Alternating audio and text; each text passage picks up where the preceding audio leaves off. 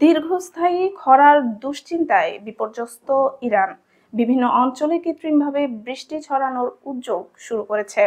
স্মরণকালের ভয়াবহ পানির সংকট মোকাবেলায় দেশটি নতুন করে ক্লাউড সিডিং এর মতো প্রযুক্তির উপর ভরসা করছে।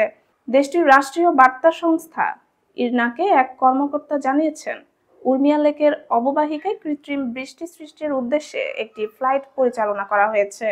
চলতি পানি বছরের এটি প্রথম পরীক্ষামূলক ফ্লাইট বলে তিনি জানান।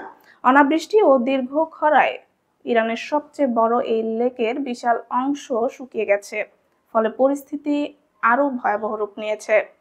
কৃত্রিমভাবে বৃষ্টিপাত ঘটানোর বৈজ্ঞানিক পদ্ধতিকে বলা হয় ক্লাউড সিডিং। এর মূল লক্ষ্য হলো মেঘে থাকা জলীয় বাষ্পকে দ্রুত ঘনীভূত করে বৃষ্টির ফোঁটা তৈরি করা, যাতে তা মাটিতে নেমে আসে। সাধারণত 3টি ধাপে এই প্রক্রিয়া সম্পন্ন হয়। প্রথমে উপযুক্ত মেঘ চিহ্নিত করে বিমান বা বিশেষ রকেটের মাধ্যমে সিলভার আয়োডাইড, শুষ্ক বরফ বা লবণের মতো রাসায়নিক ছড়িয়ে দেওয়া হয়। এরপর এই স্ফটিক কণাগুলো মেঘে ভাসমান ক্ষুদ্র জলীয় কণাকে আকর্ষণ করে নিজেদের চারপাশে জমা করতে থাকে। এই জমাট বাঁধার প্রক্রিয়ায় ঘনীভবন হিসেবে পরিচিত।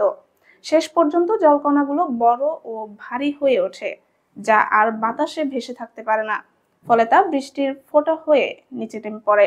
ইরানের কঠিন খরা পরিস্থিতিতে এই প্রযুক্তি কতটা কার্যকর হবে তা এখন ওই সময়ই বলে দেবে। তবে দেশটির কর্তৃপক্ষ আশা করছে কৃত্রিম বৃষ্টি অন্তত কিছুটা হলেও পানির সংকট মোকাবেলায় সহায়তা করবে।